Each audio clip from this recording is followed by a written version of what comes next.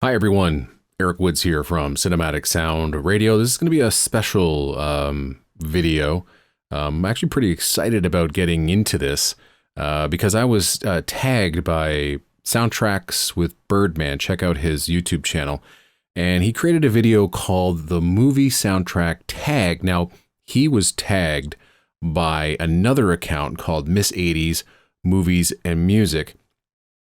And what she created was a list of 20 questions for soundtrack fans. And it goes through a whole gamut of interesting questions like what's your favorite score, your favorite composer, how many soundtracks do you have?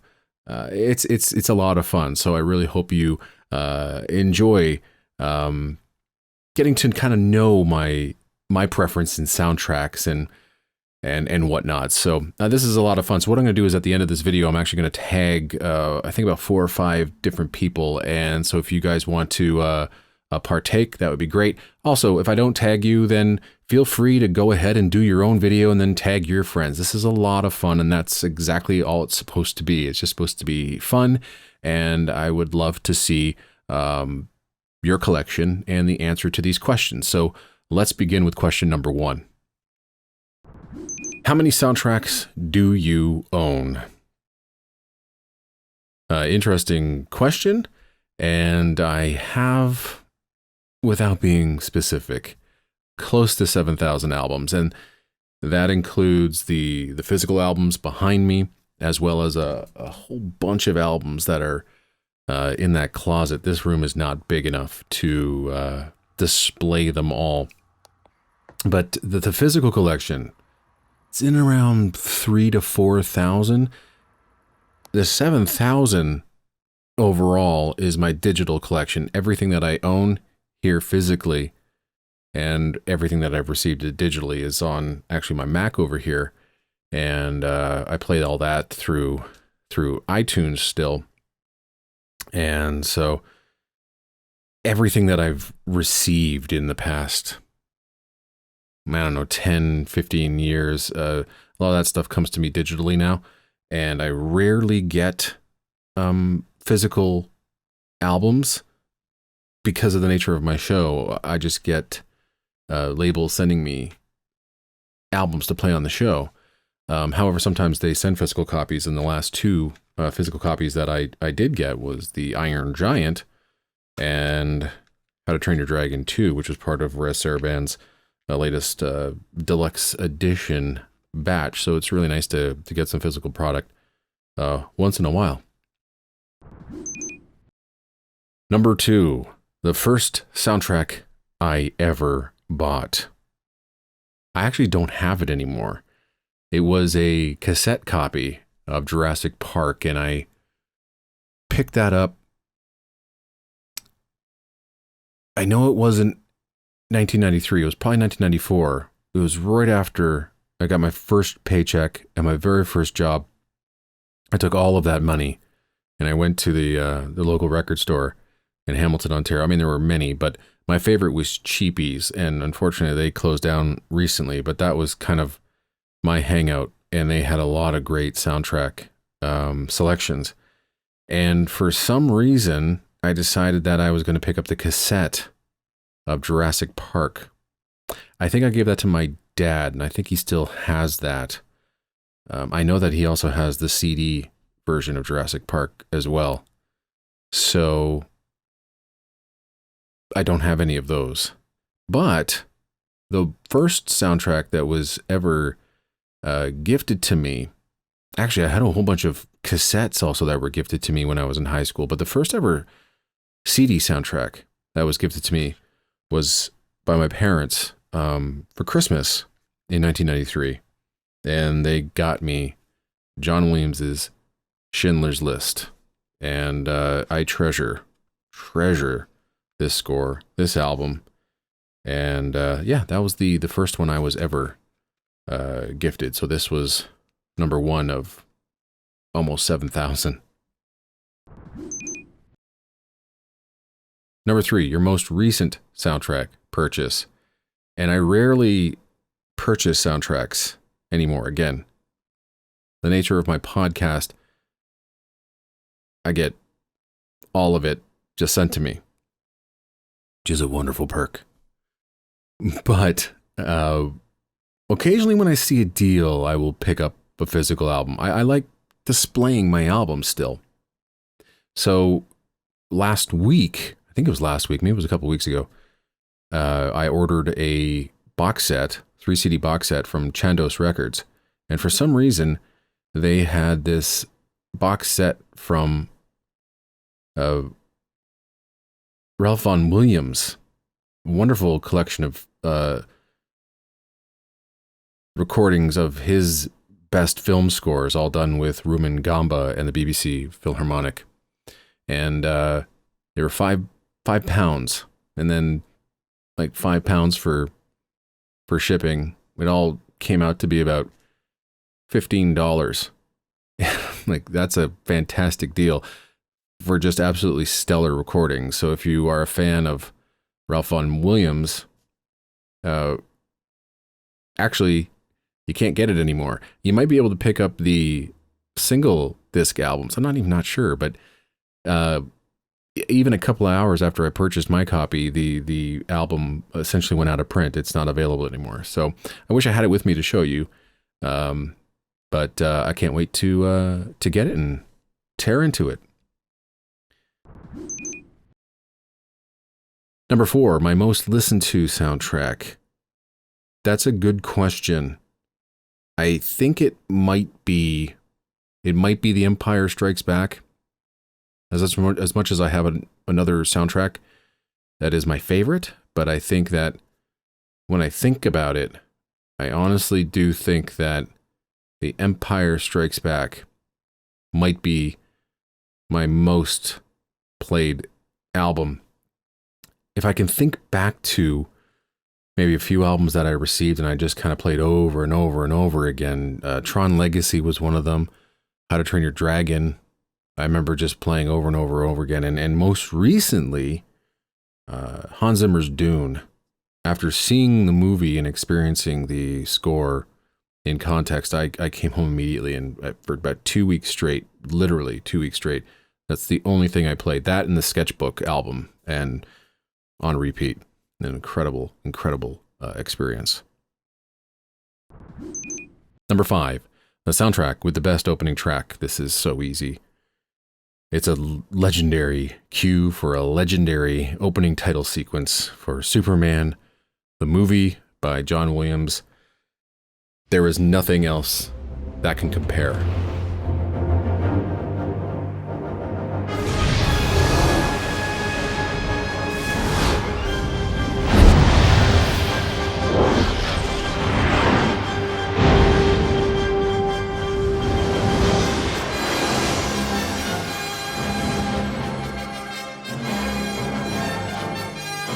There are films that tried to recreate it.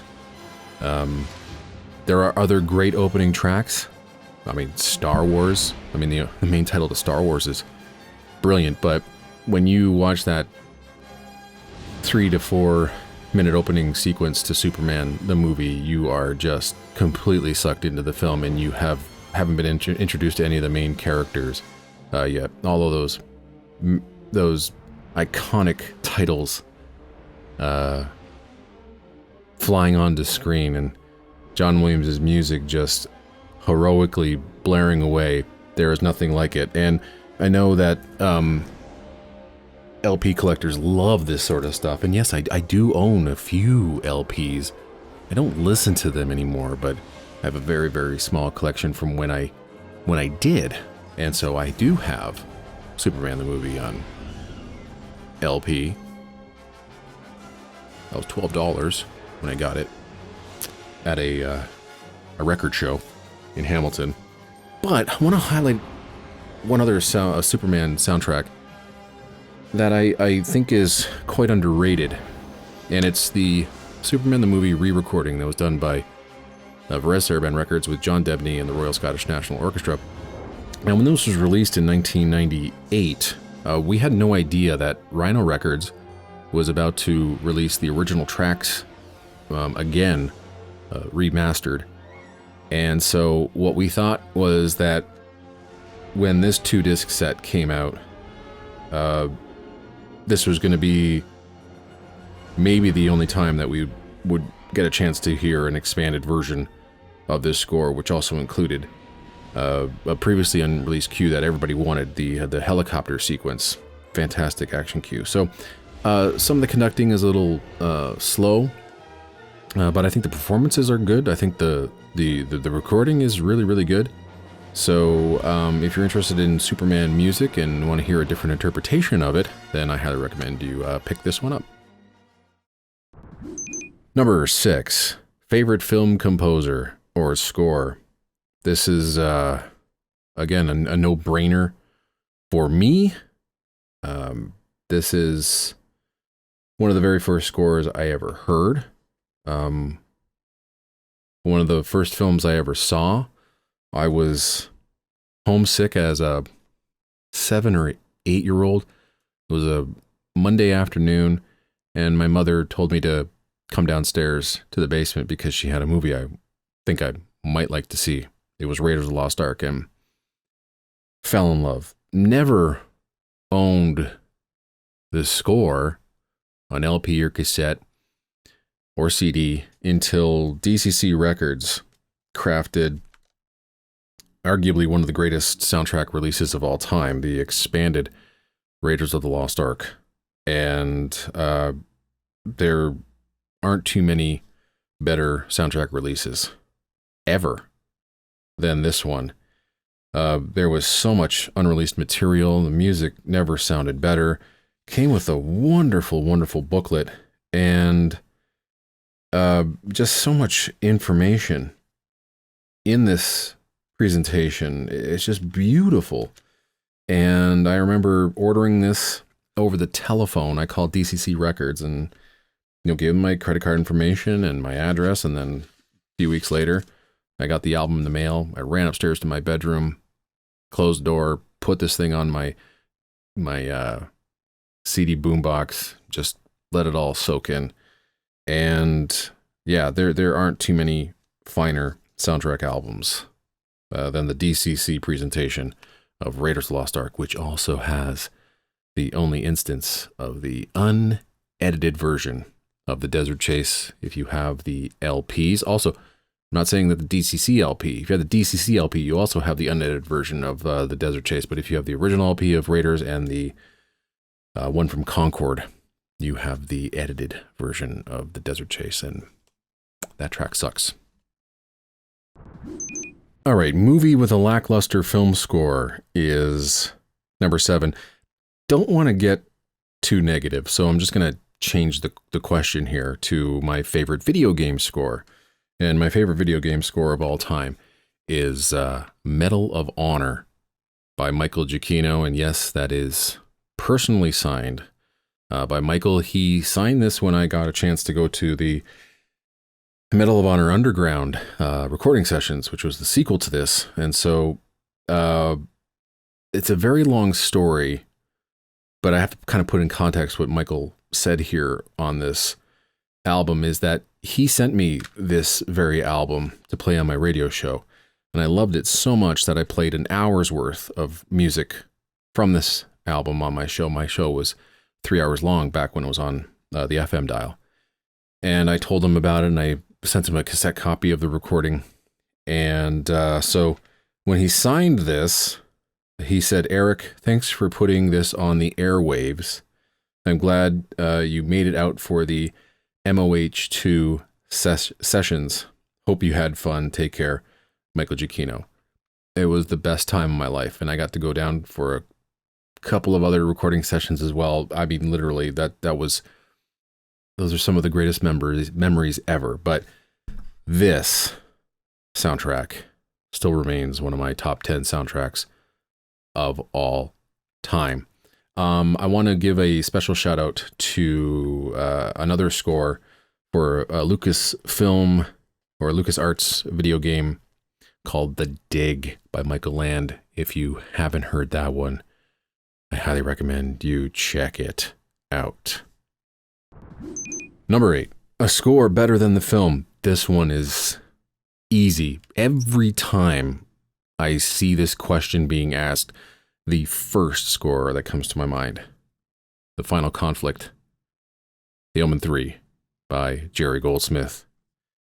If you've seen the film, you know what I'm talking about. It's really, really, really bad. But for some reason, Jerry Goldsmith, and he did this numerous times throughout his career, something inspired him to write some of the most gorgeous music you have ever heard. And this also comes at a time when recording engineer Eric Tomlinson was doing some of his best film recordings back in 1981. 81 again, Raiders of the Lost Ark. But in and around that time, you had like Empire Strikes Back, you had Monsignor, you had this one, Quest for Fire. They're all just incredible sounding scores, very distinctive sounding scores.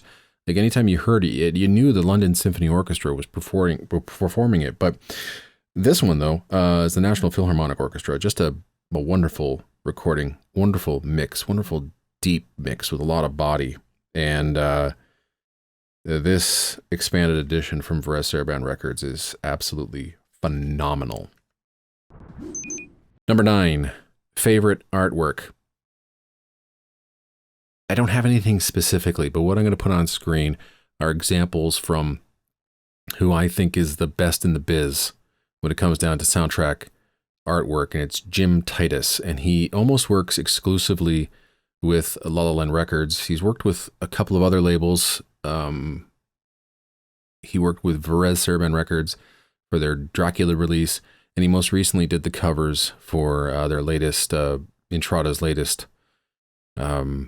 soundtrack album, a recording of Jerry Goldsmith music called The Black Patch and The Man. But what I'm going to highlight for you right now is going back to Superman, and when La La Land Records released their soundtrack to Superman, the movie, the definitive release, you would have no idea what Jim Titus did unless you went to his portfolio online, and to see just the sheer amount of effort that he puts into each album that he works on, including the complete reconstruction of the Superman the movie logo.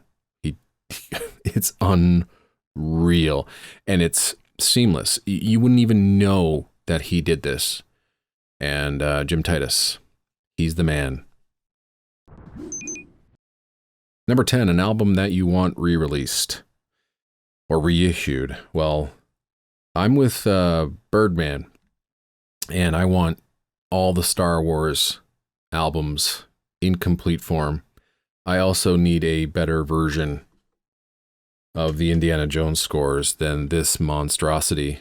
The Indiana Jones box set from Concord Records is just one of the most lackluster presentations of an expanded score of just classic scores that I've ever seen. I mean, just bare bones. I mean, it's great that we have additional music from Last Crusade and Temple of Doom on this set, but this is, I mean, do better.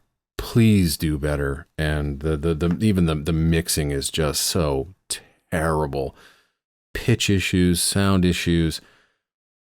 It's a mess. It's an absolute disaster. It really is. This is a disaster. So we need Indiana Jones done properly. What is your best bargain buy? This is question number 11. I remember back in the early days of collecting soundtracks, and I would hear these stories of people finding these out-of-print albums for utterly ridiculous prices, and I'm like, I am never going to find one of these, because I live in Canada, and how many people, collect soundtracks in Canada? How naive I was, because, there's a lot of people that collect soundtracks.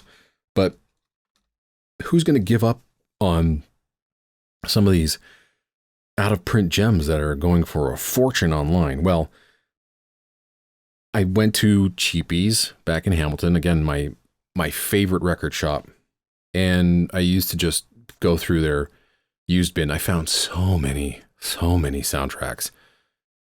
in their used bin for like $10 or under. So many great gems. I mean, I remember finding Jerry Goldsmith's First Night, Alan Silvestri's Judge Dredd, John Williams is Far and Away in these bargain bins. But then I was flipping through, and all of a sudden, I see this spine right here, and it's not going to focus. But I'm like, no way. It doesn't say The Witches of Eastwick. Come on. Now, the thing about Witches of Eastwick is that at the time, this wasn't reissued. Now, this has been reissued since, and so the value of this album probably has gone down. But when I saw this in the bargain bin, I didn't get a chance to see the price tag right away, but I'm like, this must be going for a fortune. They must have made a mistake. So I turned it over, and it said $3.99. And I mean, I don't know if I embarrassed myself or not, but I probably did jump for joy. My jaw was on the floor. I'm like, I cannot believe I finally found something truly rare, but was going to get it for just the most ridiculous price. And it's a printed disc. It's got the booklet, the liner notes, everything. And the thing about this album, this was printed and then went out of print really, really, really fast. So that's one of the reasons why this, and I think it was The Accidental Tourist around the same time, they both quickly went out of print, and it was almost next to impossible to find. Now, The Accidental Tourist has been reissued. Again, I think it's Film Score Monthly CDs. And this album was reissued. There isn't an expanded version yet, and if you do, then you have a bootleg. But if you can find this album, I mean, it's fantastic John Williams score. So that was the best bargain bin find. Number 12, soundtrack with your favorite band. So my favorite band is Guns N' Roses. They haven't contributed much to movie music, but they did record Sympathy for the Devil by the Rolling Stones for Interview with a Vampire. And Sympathy for the Devil is the last track on this album, which contains a fantastic score by Elliot Goldenthal. I absolutely love this track. I mean, Guns N' Roses, great band, great songs, but they were an incredible cover band. I might be the only one in this world that likes the Spaghetti Incident. But Sympathy for the Devil is fantastic. Now, later on, I would learn how Axl screwed over Slash when he brought in another guitarist to kind of redo Slash's guitar solos, but I still think it's just an absolute banger of a track. And even my dad, a huge Rolling Stones fan, prefers Guns N' Roses version. All right, number 13, soundtrack with an actor from the film on the album. I'm going to cheat a little bit, but this guy actually did act in the film, makes a cameo. The film is Gremlins 2, The New Batch. This is the original album. I do have the deluxe edition, but I only have it digitally. Jerry Goldsmith makes a hilarious cameo in this film. It's a rat! Oh my God! What's going on here? Did she say there are rats? No, she said there's no rat. That's not what she said. The Clamp Entrymatic doors are being upgraded by top technicians to serve you better. Please feel free to use the manual doors for all your First on entering hand, and and exiting then needs. this huge head came up with these big ears, and it was horrible and ugly. There was a thing in the topping. What kind of thing was in the top? I don't know, a furry thing. And it's supposed to be health food. So I'm going to go with Gremlins 2.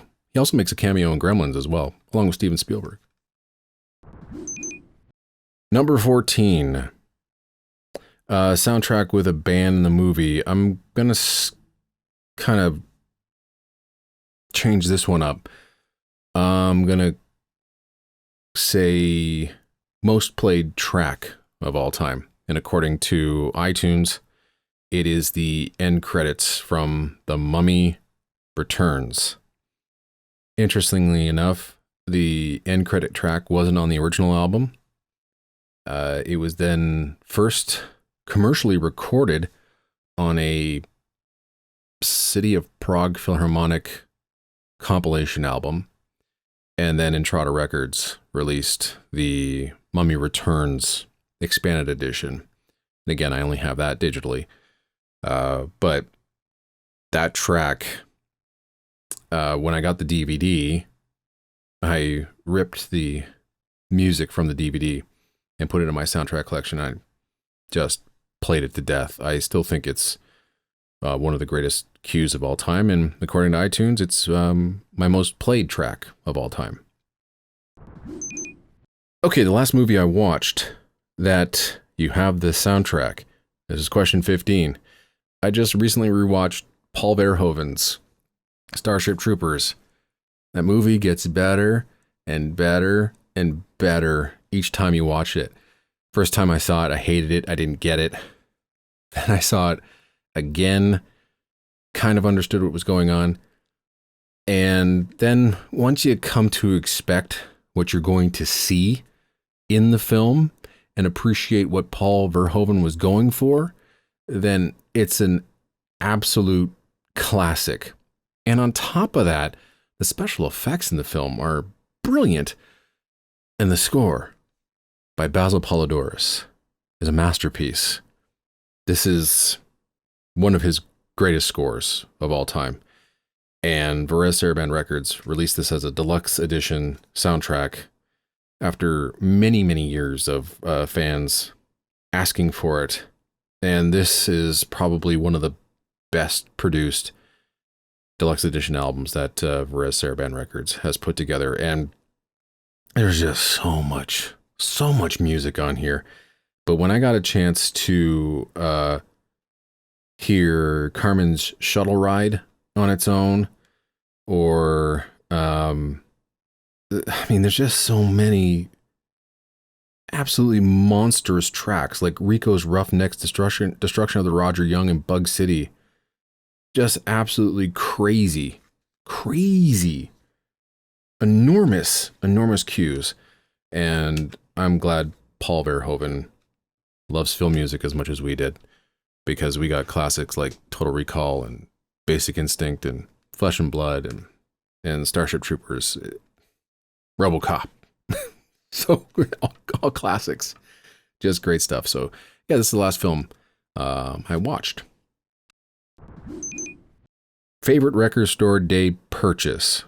Question number 16. So I don't go out purchasing albums. The last album I purchased,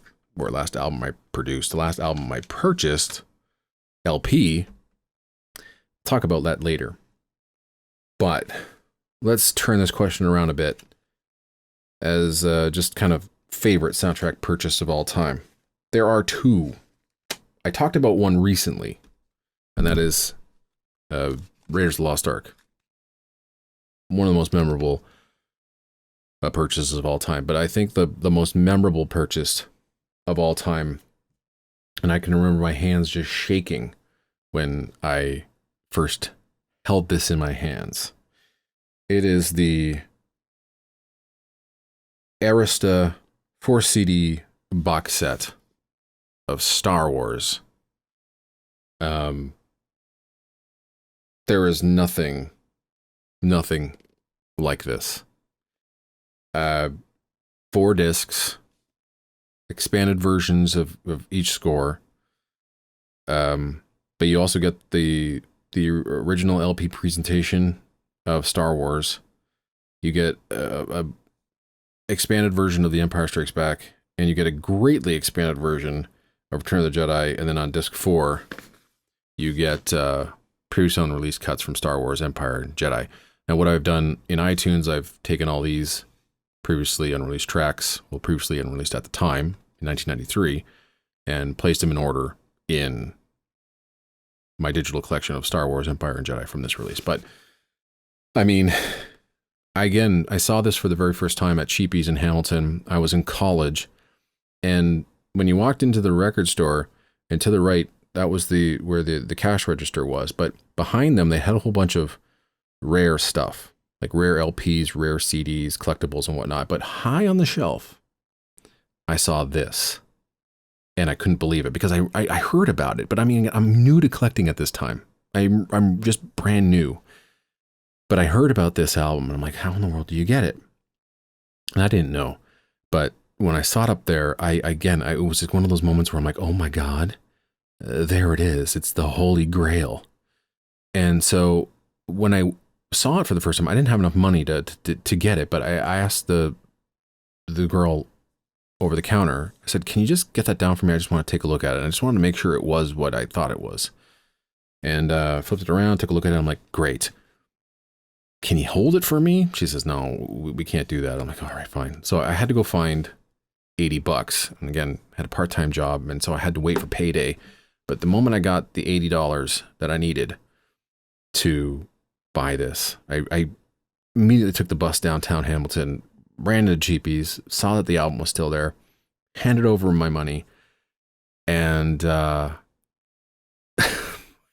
when I held this in my hand, it was like a dream come true because I never owned any Star Wars music or any of these Star Wars albums before in my entire life. So I was going to go home and hear these for the very first time on their own. But I also had to go to class first.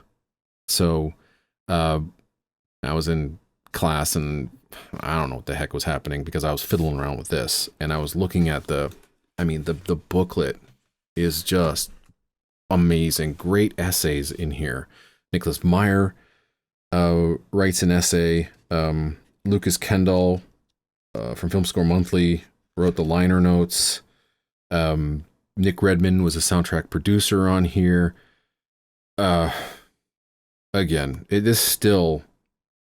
John Burlingame wrote notes, but I mean, it just looks so amazing. And I was learning things that I never knew about these albums before because of the liner notes. And this is just, and I also love these black covers that show, like the title is really hard to see, but I love these. I also love the way the discs looked, kind of having all these original artwork on here. Just fantastic. And they all sound great. And so, yeah, this still remains. Look at that back cover. Oh, it's beautiful. Beautiful. Still remains the best CD purchase of all time. Number 17, soundtracks from when you were born. I was born in 1976. So when you think of 1976, I really think you can only think of one score. One. It's a classic. It won the Academy Award. And it's the only Academy Award Jerry Goldsmith won. The Omen. That's the original release on CD from Varese Sarabande Records. And then they brilliantly released an expanded edition, a deluxe edition, which sounds great. Again, with the National Philharmonic Orchestra. This time, though, was recorded by John Richards. Sounds still really, really good. Classic score, not much more, I have to say. But again, if you're thinking of 1976 music, I mean, you could think about Taxi Driver, but I still think Jerry Goldsmith knocked it out of the park with that one. A Blind Buy, that was an absolute win, number 18. I had to think about this one, but again, I clearly remember where I purchased it, why I purchased it, but I had never heard the score before, but I knew it was important. So, HMV, downtown Toronto. I'm not sure whether it's there anymore. I know the Sam the Record Man, the wonderful record shop next door to it, is no longer there. Don't know whether HMV is there. But anyway, soundtracks section was up on the second floor, and I would raid that soundtrack section almost every day after work. I would just go there and find another album to buy and bring it home. And so, again, I'm early on in my soundtrack collecting, but I also have a radio show and I need new material to play on the program. Always. So that's why I was kept on buying at least 1, 2, 3 new scores a week so I can play new stuff on my show. Even though I was getting stuff. But this is an album that came out before I was getting promos. And it came out in 1997. And it's the re-recording of Patton, released on Varese Sarabande Records, with Jerry Goldsmith conducting the Royal Scottish National Orchestra. It's not one of the greatest recordings. The dynamics are just all over the place. Like when it's quiet, it is super quiet and almost impossible to hear. But when it's loud, it's just gigantically loud. You're always playing with the volume knob on this album. But I had never heard Patton before. Like, this is before I have seen the film. So, but I know it's important. I know it's an important score in Jerry Goldsmith's filmography.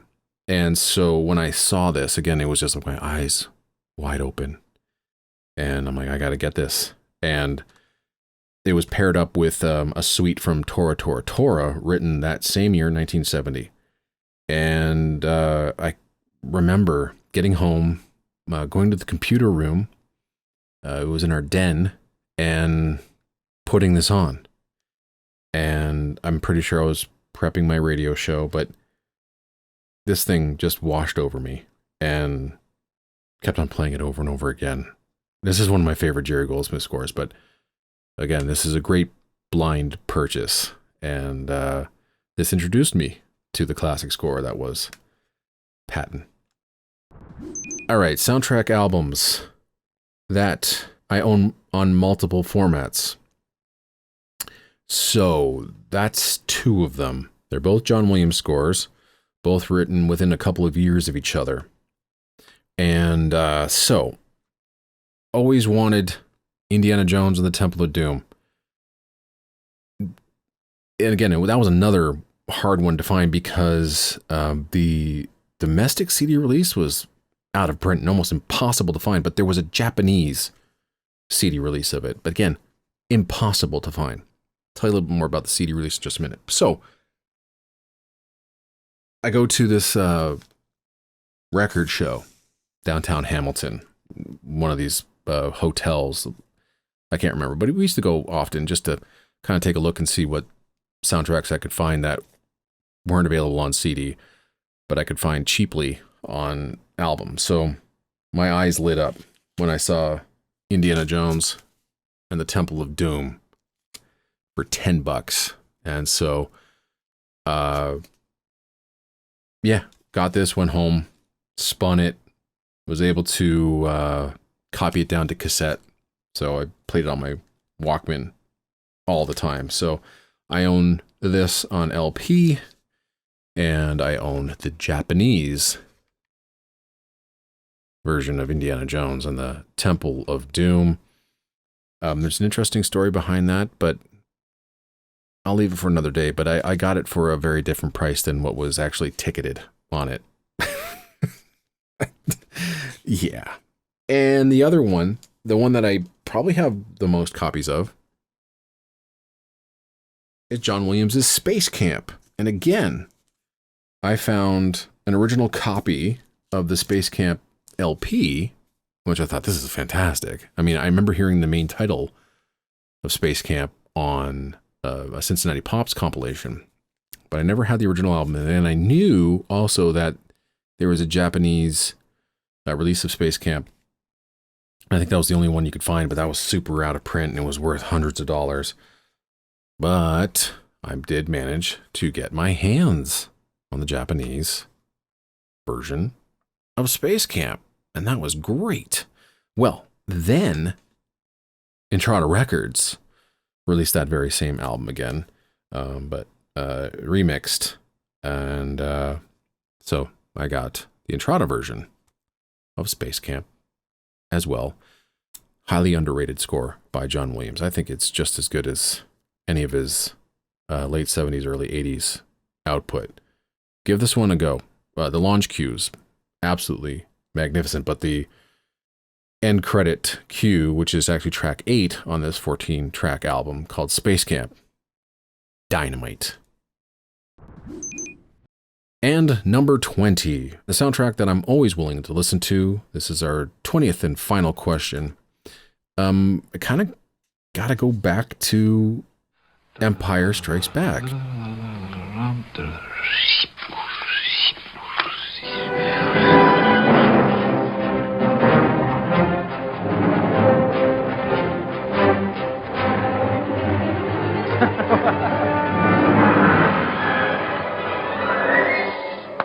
Oh boy.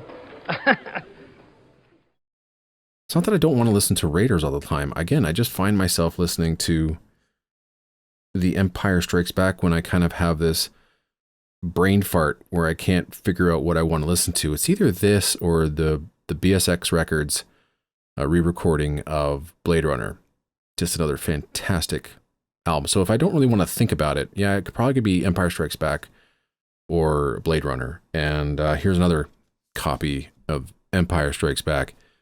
This is the special edition release back in 1997. And it's not great, but it does have one cue that the Star Wars trilogy released in 1993 didn't have. And I'm not sure why it wasn't on it, but it's the Minot Cave cue. And I remember being so utterly disappointed when I heard the Empire Strikes Back for the first time because I love the Minot Cave. And when I found out that it wasn't on this, the 1993 box set, I was like, oh man, come on. So the best thing about this is, well, the liner notes are fantastic. And also the cool discs, which again, I don't have them in here because they're these cardboard sleeve. It's a cardboard sleeve that holds the CDs. I didn't want to get them scratched, so I put them in their own jewel case. And only this special version, the one with the cardboard or hardcover booklet, had these holographic discs, which I thought were really kind of really neat. So yeah, The Empire Strikes Back. That's probably the album that I go to when I can't really figure out which one of the 7,000 albums I want to play. That's it for the movie soundtrack tag. I hope you enjoyed this. It was a lot of fun. It turned out to be a lot longer than what I thought, but then again, I just love to talk. So, who am I going to tag? And I hope they're watching, but I'm really interested to see Jonathan Broxton of Movie Music UK or any one of the hosts at Art of the Score. I'd like the two wonderful hosts from Measuring the Score to take a crack at this. That could be a lot of fun. Or I would like a couple of my Cinematic Sound Radio colleagues to take a crack at this. Robert Daniels, I'm pretty sure will do this, or Jason Drury, or any one of the wonderful hosts here at Cinematic Sound Radio. Take a crack at this. I'd love to see what your soundtrack collection looks like and get a bit of a better understanding of what some of your favorite soundtracks are. So thanks for watching, and thanks to Soundtracks with Birdman for tagging me on this. Also check out Miss 80s Movies and Music. She's the one that came up with this idea, and I hope we can play movie soundtrack tag again sometime soon. Until next time, folks, wherever you are in this world, take care and happy listening.